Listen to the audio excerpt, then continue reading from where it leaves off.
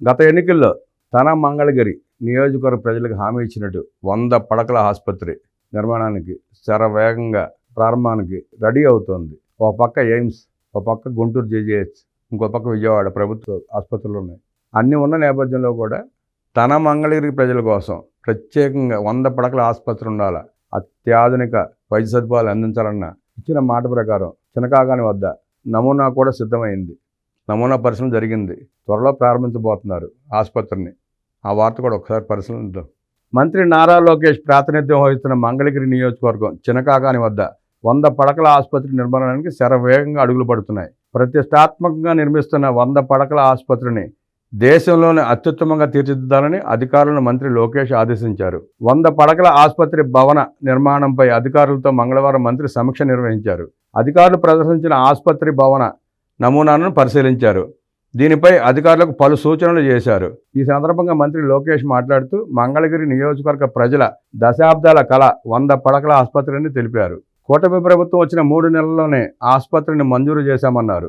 దేశంలోనే అత్యుత్తమంగా ఉండేలా ఆసుపత్రిని తీర్చిదిద్దాలన్నారు. ఆసుపత్రి భవన నిర్మాణాన్ని త్వరితగతిన పూర్తి చేయాలని అధికారులను మంత్రి ఆదేశించారు. అన్నా క్యాంటీన్లు సీఎంఆర్ఎఫ్కు పలువురు విరాళాలు. మంత్రి లోకేష్ను కలిసి చెక్కులు అందజేత.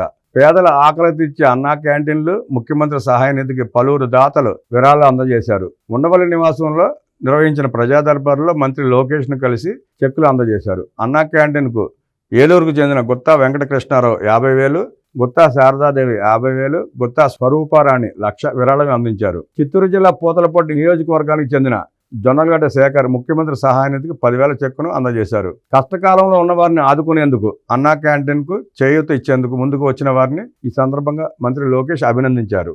58వ రోజు ప్రజా దర్బారు కూడా విన్నతుల విలువ. తండోపతండాలుగా వచ్చిన ప్రజలు ప్రతిరోజులానే ఈరోజు కూడా దోచుకున్న భూముల మీద మా కష్టాలు తీర్చిన బాబు అంటూ వినతులు. రేషన్ కార్డులు, అక్రమంగా తొలగించిన రేషన్ కార్డులు, స్థలాలు, పొలాలు, గొడవలు, ఇదే గొడవలు అండి. ప్రతిరోజు నిత్యం ఎన్ని దోపిడీలు చేశారయ్యా, ఎన్ని కేసులయ్యా బాబు. అసలు మీకోసం ఒక మంత్రిత్వ శాఖ పెట్టాలేమో మీ కేసులు తీర్చడానికి, పరిశీలన చేయడానికి. ఒక 100 కోట్లు ఒక మంత్రిత్వ శాఖ ఏర్పాటు చేయాలి. బరే చేలో మేస్తే దూడ గట్టును మేస్తుందా అన్న సామెత ఉంది. అట్లా ఉంది నీ పరిస్థితి. నువ్వు దోచుకున్నావు, నిన్ను ఆదర్శంగా తీసుకుని అందరూ అదే కార్యక్రమం చేపట్టారు. అదే గోల. అర్హతకు తగ్గ ఉద్యోగ అవకాశం కల్పించాలని, వైద్యానికి ఆర్థిక సాయం అందించాలని, ఉద్యోగుల సమస్యలు పరిష్కరించాలని పలువురు రాష్ట్ర విద్యా ఐటీ శాఖల మంత్రి నారా లోకేష్కు విన్నవించుకున్నారు.